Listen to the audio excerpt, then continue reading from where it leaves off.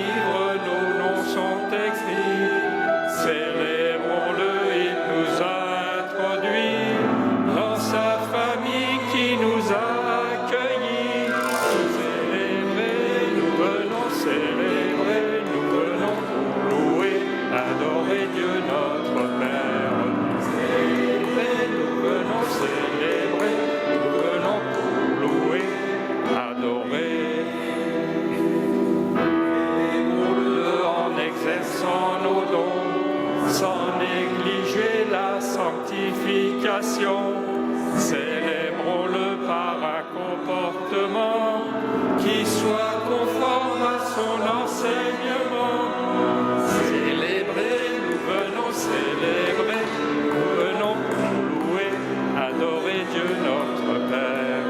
Célébrer, nous venons célébrer, nous venons pour louer, adorer.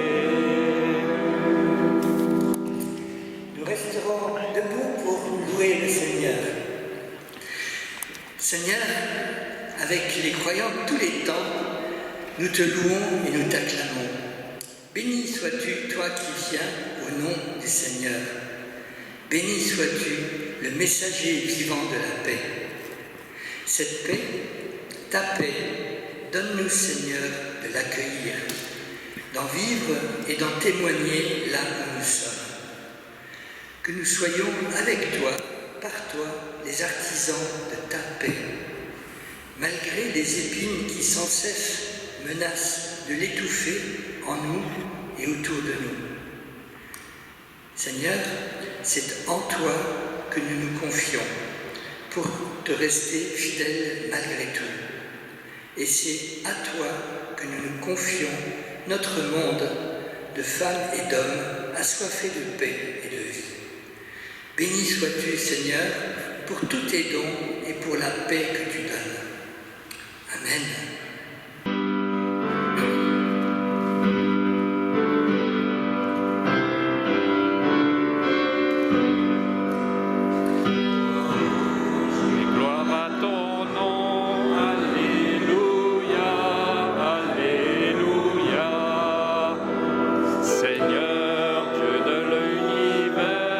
Alléluia.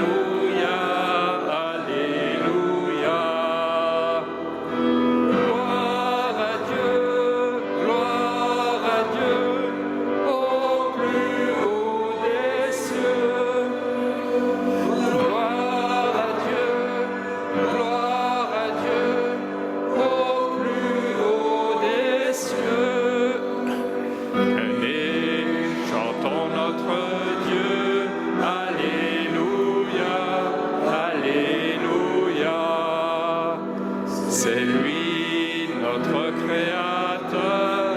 Alléluia, Alléluia. Gloire à Dieu, au plus haut des cieux. Gloire à Dieu, au plus haut des cieux. Merveille, Alléluia, Alléluia. Éternel est son amour, Alléluia, Alléluia. Gloire à Dieu, au plus haut des cieux. Gloire à Dieu, au plus haut des cieux. Je veux chanter pour mon Dieu, Alléluia, Alléluia. Tous les jours de ma vie, Alléluia, Alléluia. Gloire à Dieu, au plus haut des cieux. Gloire à Dieu, au plus haut des cieux. Unissons-nous dans la prière et reconnaissons nos fautes devant le Seigneur. Seigneur notre Dieu, Pâques est passé, mais est-il vraiment passé? Chaque jour, nous vivons de la mort et de la résurrection de ton Fils Jésus-Christ.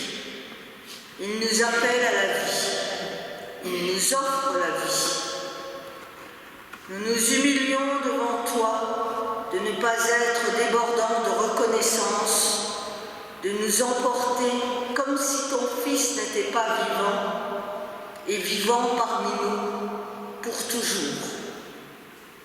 Seigneur, prends-nous par la main et nous vivrons. Jésus-Christ est là.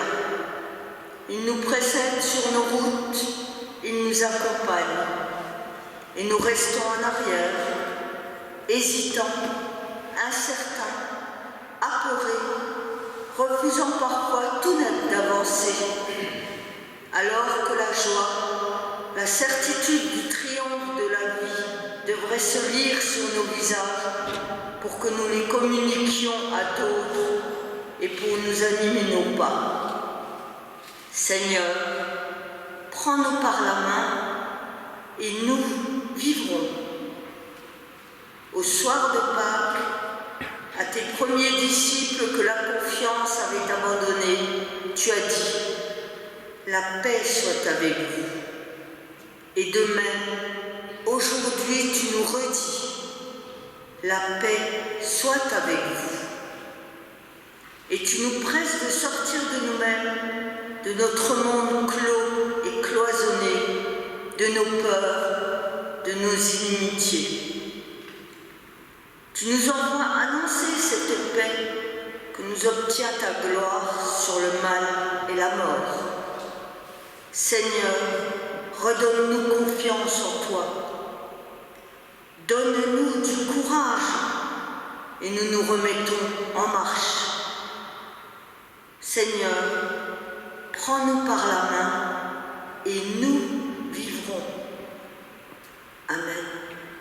Et je vous invite à chanter le cantique 432, « Sonde-moi, ô Dieu ».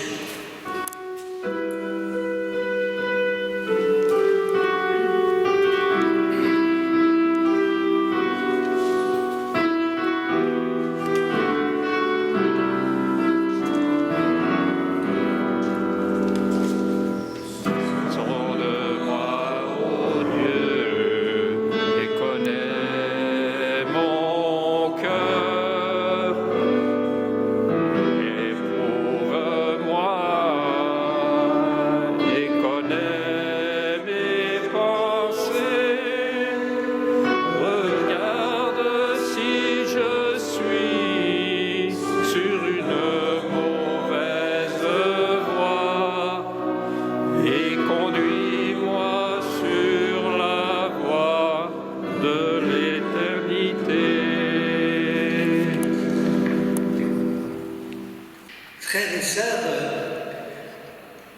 a tellement aimé le monde qu'il a donné son Fils unique, afin que tout homme, toute femme qui croit en lui ne périsse pas, mais qu'il ait la vie éternelle. Et c'est sur cette association, sur cette sûreté que nous avons, que nous pouvons aussi maintenant être en paix avec lui pour un tel amour et un tel pardon. Et je vous invite à chanter notre reconnaissance avec le cantique 419, Torrent d'amour et de grâce.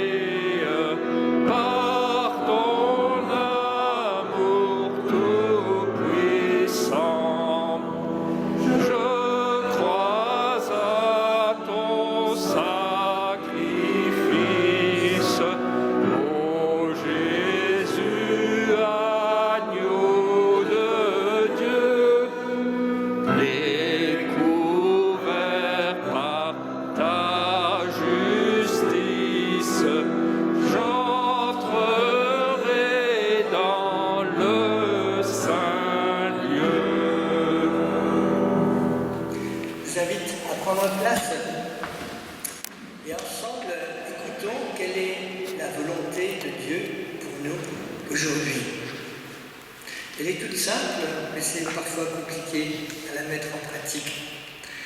Avant tout, aimer Dieu de tout son cœur, puis le prochain comme soi-même. Honorer tous les hommes et les femmes.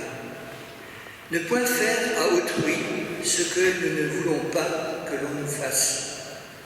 Soulager les pauvres, vêtir ceux qui sont nus, visiter les malades, aider ceux qui sont dans l'épreuve, consoler et les affligés, aimer nos ennemis. Ne pas être orgueilleux, vénérer les anciens, aimer les plus jeunes, s'appliquer fréquemment à la prière, enfin, ne désespérer jamais de la miséricorde de Dieu. Que Dieu nous soit en aide pour vivre selon sa volonté. Amen. Avant de nous mettre à l'écoute des Écritures, demandons au Seigneur de les éclairer pour nous par son Esprit.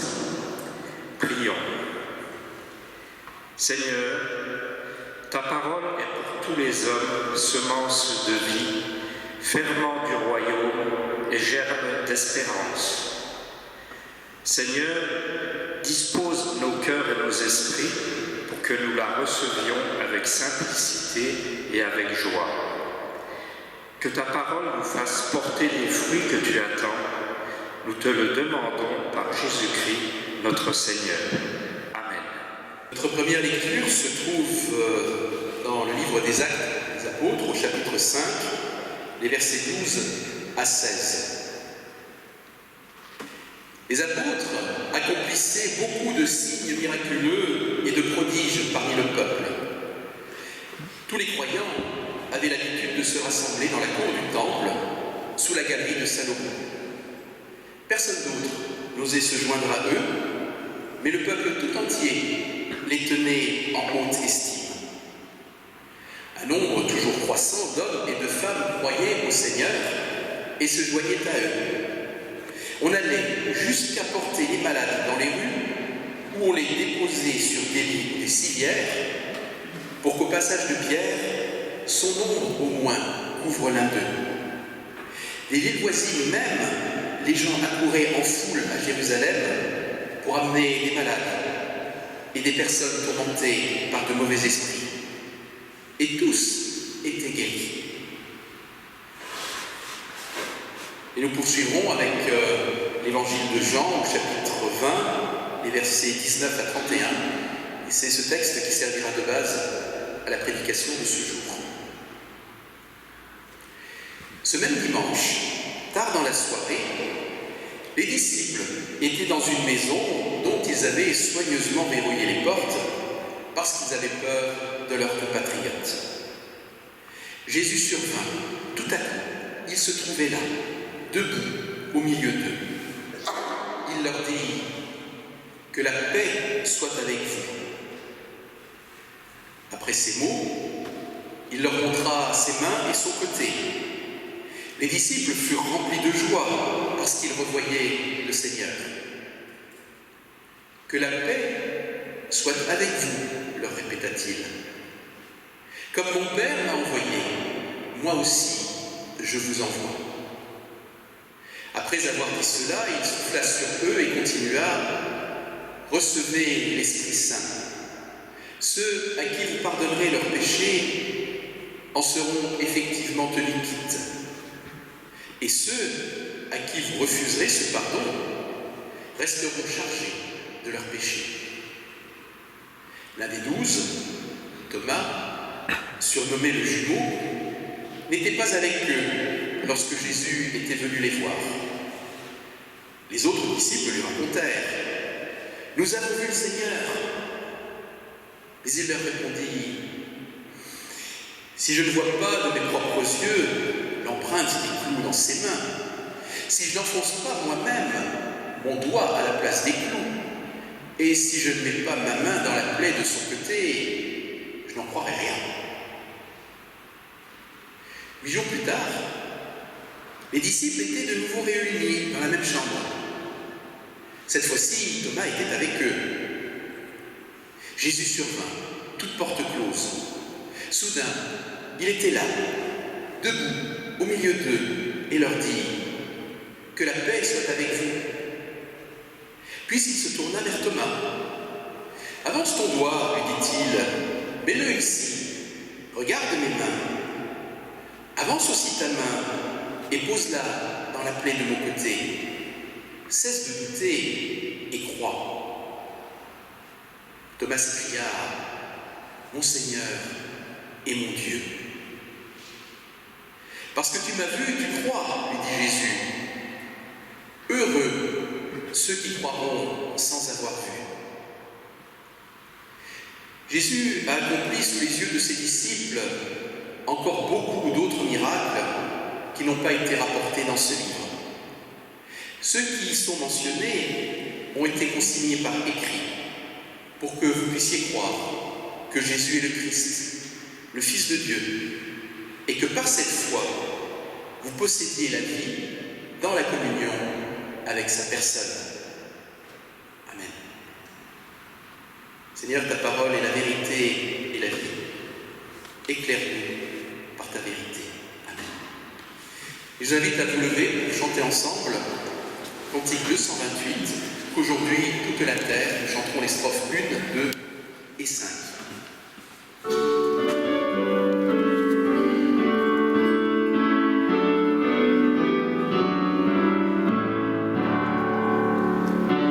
Aujourd'hui toute la terre s'égaye au nom du Seigneur, qu'à Dieu monte sa prière par Jésus le Rédempteur. Qu'aujourd'hui rempli de joie, en écoutant son appel, bien des cœurs trouvent la voie qui va de la terre au ciel. Qu'aujourd'hui la paix descende, Seigneur, sur tous tes enfants, et que partout l'on entende leurs hymnes reconnaissants. Je vous invite à vous asseoir. Il y a une semaine, nous étions ici et nous nous sommes congratulés les uns les autres avec il est ressuscité, il est vraiment ressuscité. Alors pour certains, c'était très démonstratif, pour d'autres, c'était un peu plus timide. Mais sommes-nous vraiment sûrs de cette affirmation? Christ est ressuscité, il est vraiment ressuscité. Croyons-nous vraiment à cela, qu'il y a 2000 ans, Jésus est mort et ressuscité? Croyons-nous un peu, beaucoup, passionnément? Est-ce simplement un fait historique qui a été attesté par beaucoup, ou y a-t-il autre chose à comprendre? Et en quoi cette mort et cette résurrection ont-elles un impact pour moi dans ma vie aujourd'hui en 2022? Avant de répondre à ces questions, revenons d'abord à notre texte. Cet épisode que nous avons lu se passe le dimanche soir, le jour de la résurrection de Jésus. Les disciples sont sous le coup de ces événements traumatisants, s'enfermant à double tour car ils ont peur. Si on a tué le Maître, Jésus, les pharisiens vont peut-être aussi vouloir s'occuper de nous, ses disciples.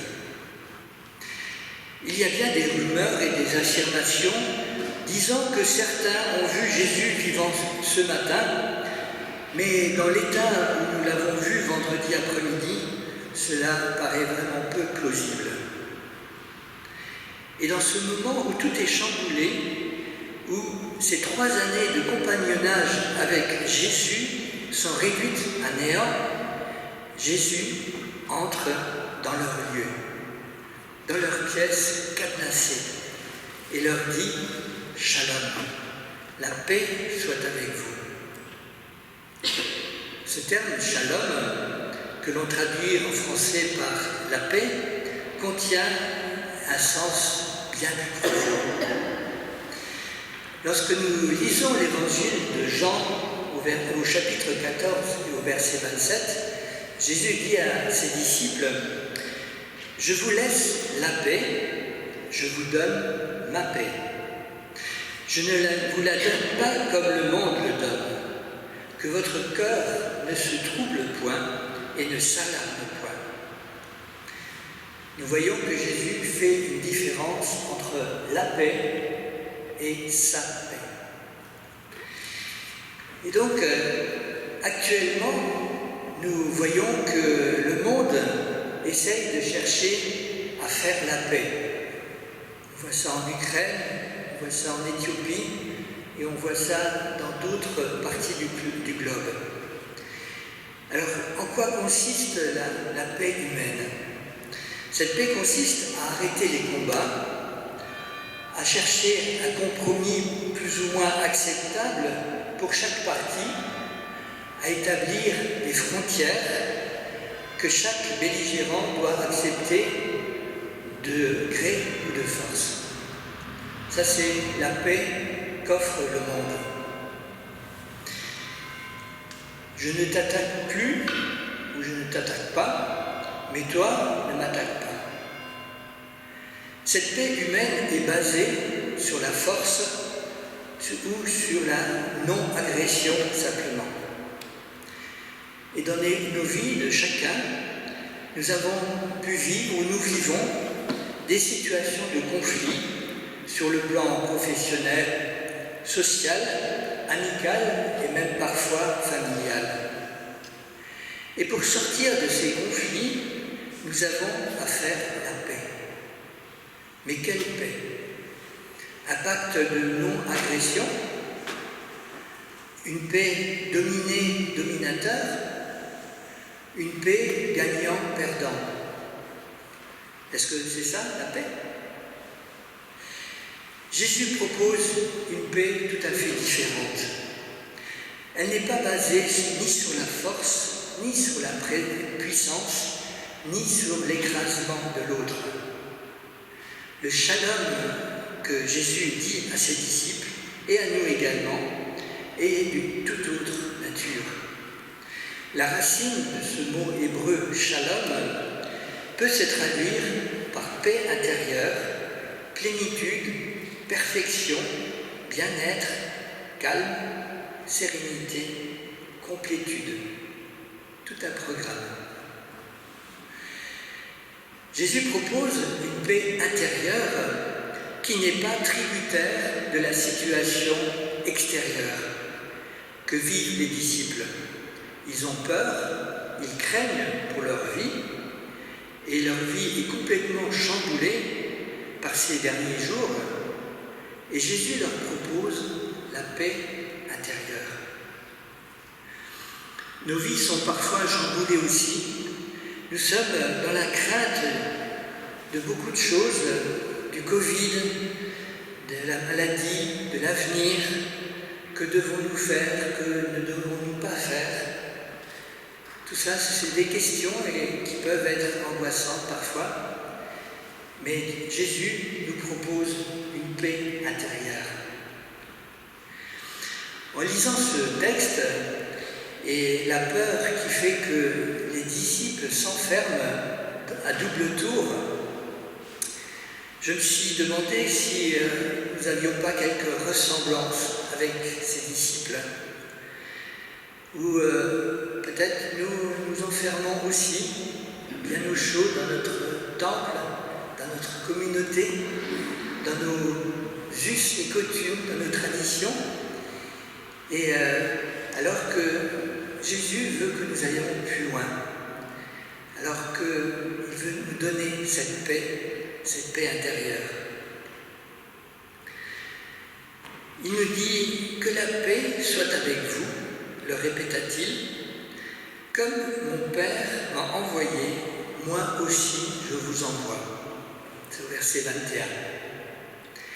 La paix que Jésus propose, c'est une paix qui nous invite à nous mettre en route. Moi aussi je vous envoie. C'est dynamique, c'est pas rester assis. Mais pour aller où? Jésus nous donne ici une leçon de pédagogie que nous devrions d'ailleurs suivre souvent. Il ne donne pas de consignes précises. Il faut faire ci, il faut faire ça, il ne faut pas faire comme ça. C'est comme ça que ça se passe. D'habitude, c'est comme ça. Mais il donne le sens, la direction. Il nous dit, le Père m'a envoyé pour une mission spécifique, rétablir la relation brisée entre Dieu et les hommes.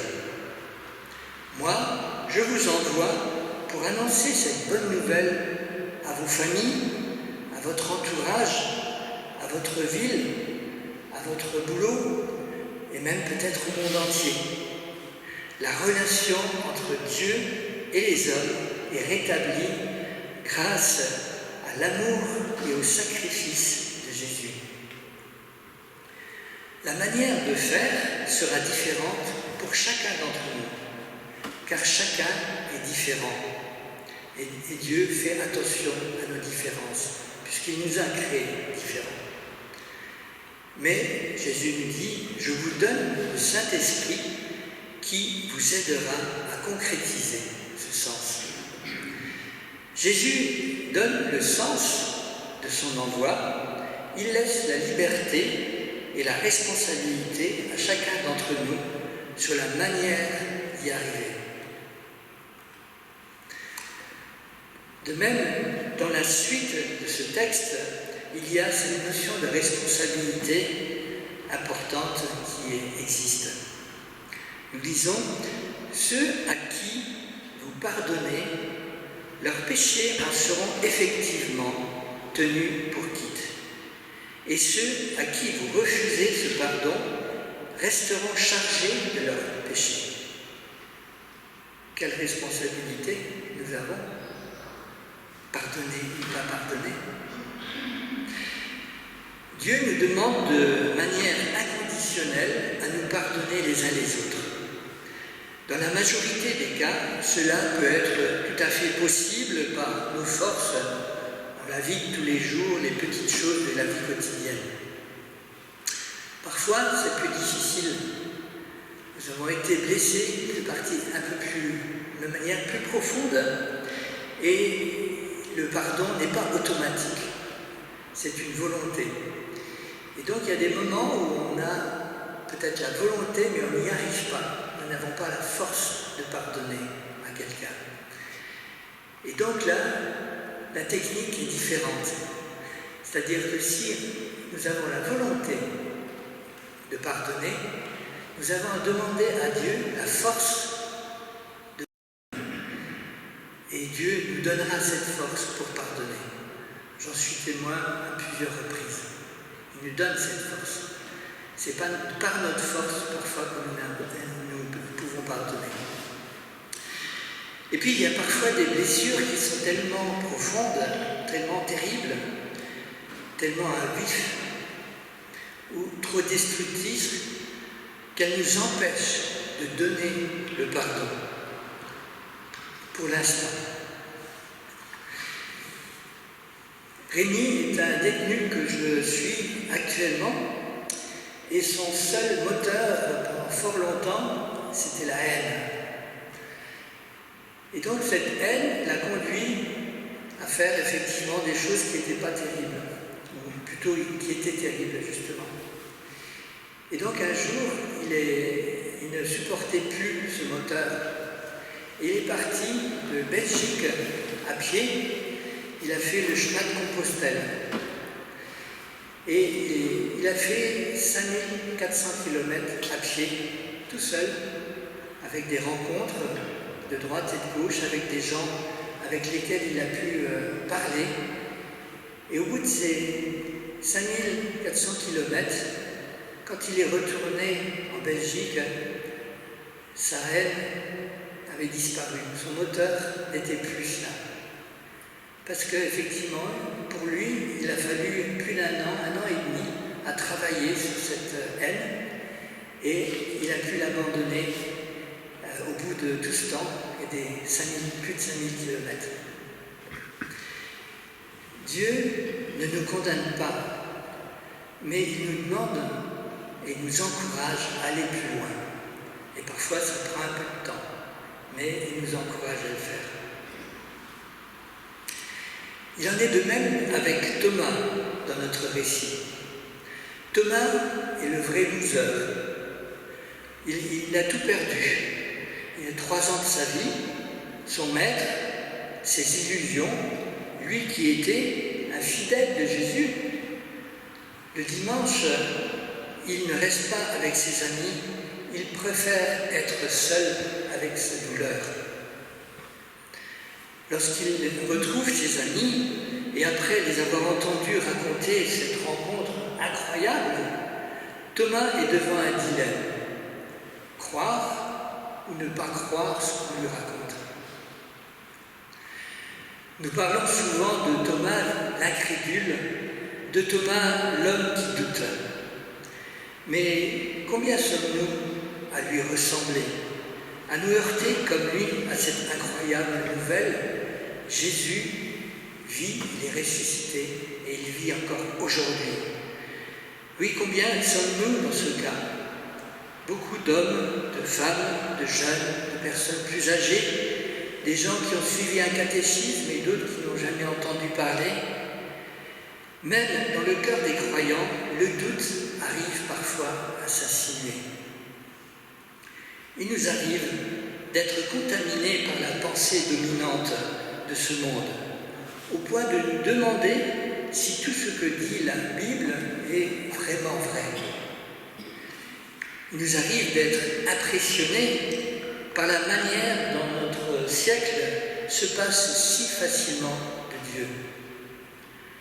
Il nous arrive d'être troublés par le silence qui paraît répondre à tant de nos prières.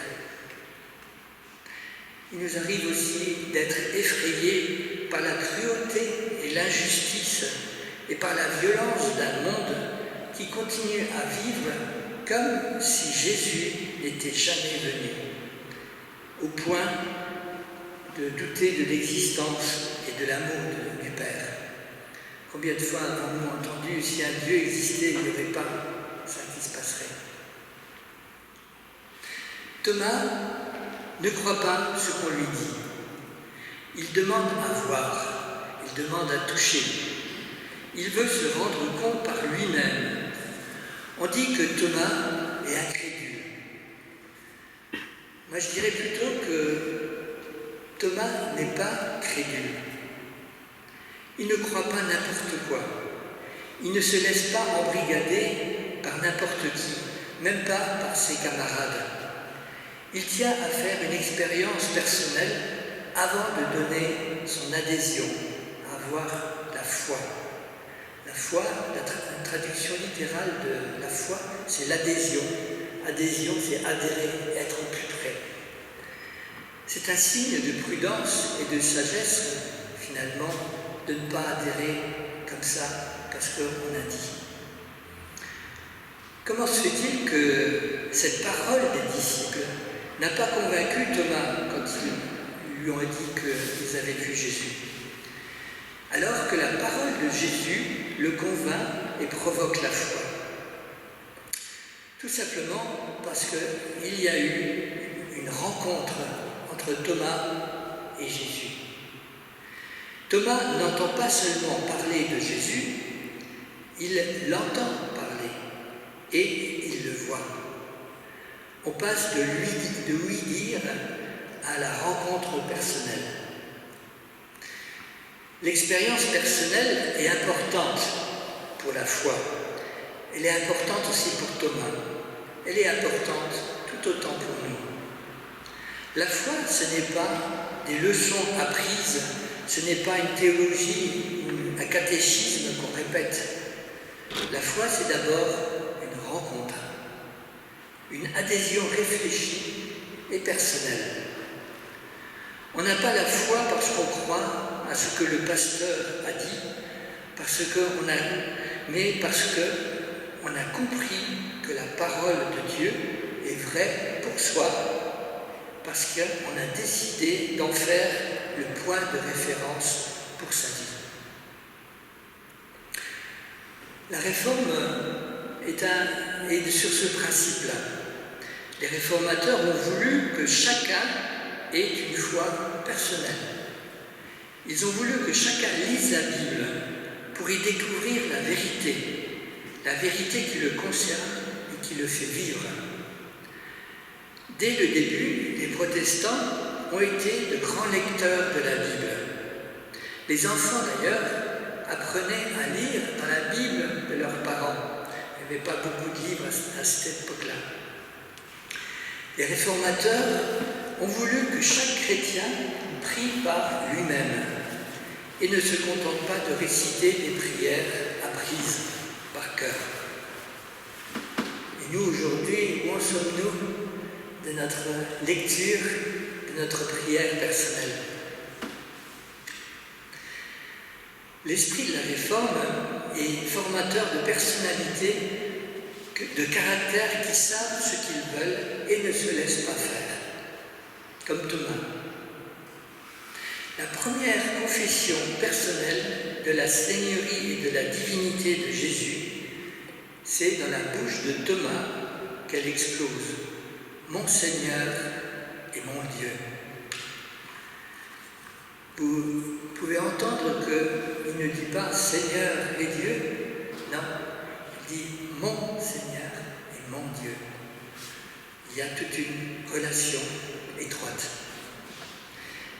Thomas renonce à la primauté de l'expérience au profit de la foi.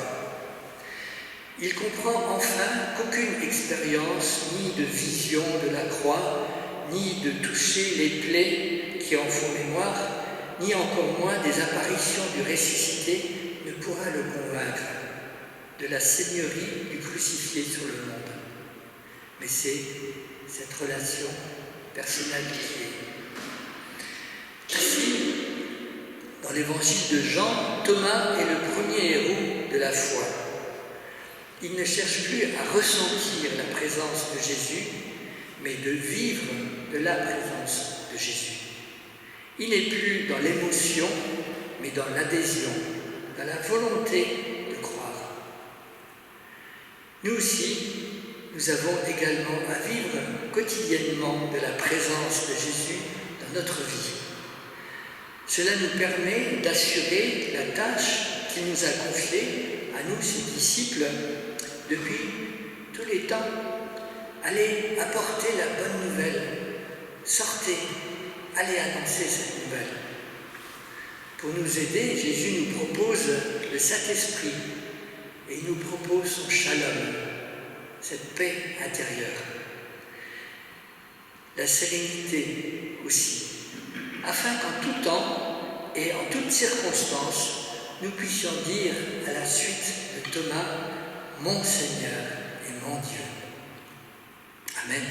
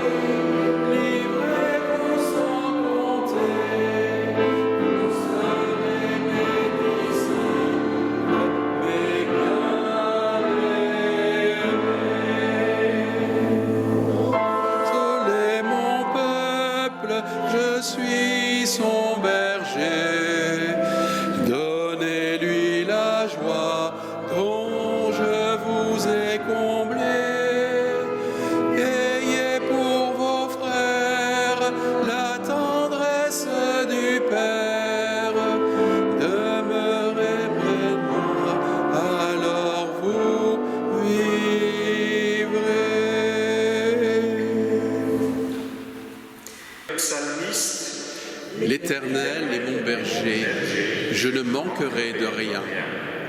Avec Jean-Baptiste, Voici l'agneau de Dieu qui enlève le péché du monde.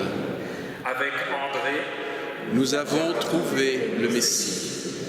avec Pierre, Tu es le Christ, le Fils du Dieu vivant. avec la Samaritaine, Ne serait-il pas le Christ?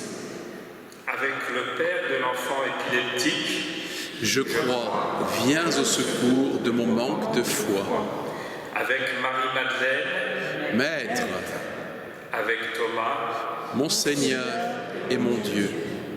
Je vous aborde des nouvelles d'Alexis, notre pasteur. Il va mieux et il sera de retour parmi nous dimanche prochain.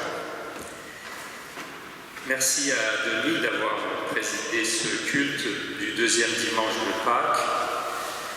Merci à Esther pour l'accompagnement musical et aux différents lecteurs pour leur participation à la liturgie.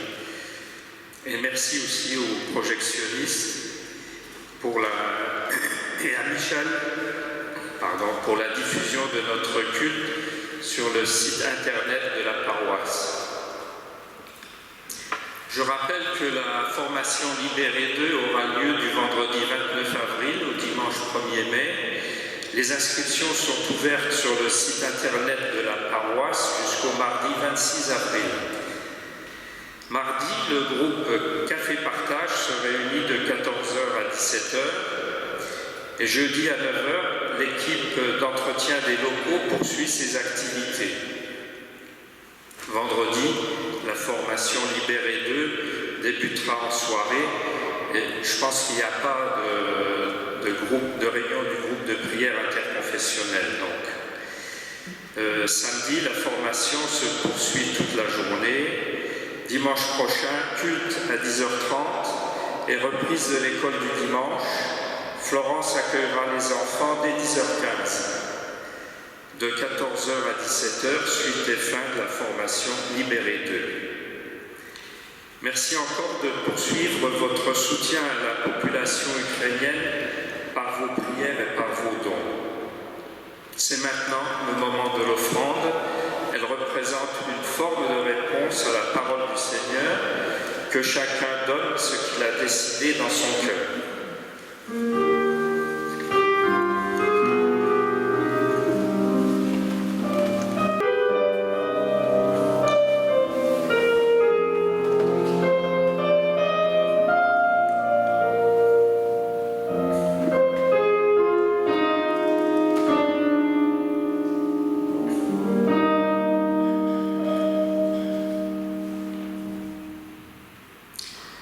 Je vous invite à la prière. Seigneur, nous te rendons grâce pour les dons que jour après jour nous recevons de ta bonté. Accepte cette offrande comme un signe de notre consécration à ton service. Amen. Le sujet du fil rouge de cette semaine se situe à Béjaïa, dans la province de Tizi Ouzou, au nord de l'Algérie. Le 6 avril, l'église d'Aouchiche a reçu l'ordre de la part du gouverneur de cesser immédiatement ses activités. Cette communauté, qui compte environ 300 fidèles, est la 17e église protestante algérienne fermée de force depuis novembre 2017. Les églises visées par ces fermetures à répétition sont constituées de fidèles, presque tous algériens et d'arrière-plan musulmans. Des chrétiens convertis et engagés qui n'ont pas peur d'afficher leur foi. Youssef, responsable d'église en Algérie, explique: beaucoup d'Algériens font une expérience avec Jésus à travers des guérisons divines, et quand ils rencontrent Dieu, personne ne peut les empêcher de témoigner. Leur foi les pousse à parler de Jésus autour d'eux. Les gens veulent venir à l'église pour rencontrer ce Dieu qui se manifeste, précise Youssef. Même quand les policiers viennent poser des scellés sur les portes de leurs églises, Les autorités ne parviennent pas à faire taire les chrétiens. Ils veulent adorer Dieu quoi qu'il arrive. Des chrétiens sont aussi poursuivis à titre individuel à cause de leur foi. Mais alors que les portes de leurs églises sont fermées, certains se réunissent à l'extérieur, même sous la pluie, pour continuer à adorer Dieu et témoigner de Jésus. Leur secret, ils sont remplis du zèle dont parle l'Écriture. J'ai cru, c'est pourquoi j'ai parlé. Deuxième épître aux Corinthiens, chapitre 4, verset 13. Dans de nombreux pays, les chrétiens d'origine musulmane font face à de nombreux défis et doivent vivre leur foi en secret. Je vous invite à la prière.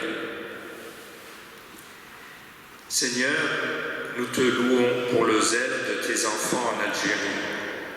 Nous te prions de mettre un terme à ces fermetures d'église. Nous te prions de continuer à souffler le réveil en Algérie. Amen. Prions. Seigneur notre Dieu et notre Père, de même qu'au soir de Pâques, Jésus est venu à la rencontre de ses disciples découragés d'avoir assisté impuissants à sa mort. De même, il vient vers nous et nous dit, à nous aussi, la paix soit avec vous. Et il nous envoie pour être auprès de nos semblables, ses témoins de sa vie qui triomphe de la mort, témoins de son amour. Seigneur, donne-nous, à nous aussi, ton esprit, en sorte que nous soyons capables de surmonter le doute et de te dire comme Thomas, mon Seigneur et mon Dieu. Donne-nous ton Esprit Saint, en sorte que nous ne soyons pas paralysés par toutes sortes de peurs. Peur de la vie, peur de nous-mêmes, peur de notre prochain, peur de l'avenir, mais que, libérés par toi et par ta victoire sur la mort, nous soyons effectivement libres pour aimer et servir. Donne-nous ton esprit, en sorte que nous apprenions à nous pardonner mutuellement, comme tu nous as pardonné. Nous pourrons aussi alors t'apporter en confiance notre prière pour nous-mêmes, pour ceux qui nous sont chers, et pour tous ceux et toutes celles que tu nous confies à notre prière. Nous te prions en particulier pour toute situation de détresse autour de nous et partout dans le monde, et en particulier en Ukraine, en Éthiopie, en Algérie, en sorte que ta puissance de résurrection et de vie y soit à l'œuvre. Et comme Jésus nous l'a enseigné, nous disons ensemble, Notre Père qui es aux cieux, que ton nom soit sanctifié, que ton règne vienne, que ta volonté soit faite sur la terre comme au ciel. Donne-nous aujourd'hui notre pain de ce jour.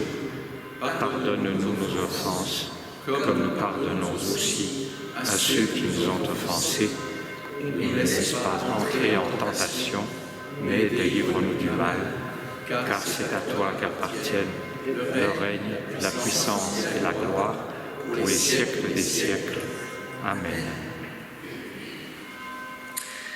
Frères et sœurs, Jésus nous dit et nous redit, la paix, je vous la laisse, c'est ma paix que je vous donne. Je ne vous la donne pas comme le monde la donne. La paix soit avec vous. Et recevons la bénédiction de la part du Seigneur. La grâce et la paix nous sont données à nous qui sommes en chemin. La grâce et la paix sont ces graines fragiles qui rendent fertiles nos journées, qui donnent sens à notre travaux et qui éclairent nos nuits et gardent notre repos. La grâce et la paix soient sur chacun d'entre nous, aujourd'hui et durant toute cette semaine. Amen. Amen. Et nous terminerons avec ce beau chant, libre de nos chaînes. C'est grâce à notre Seigneur.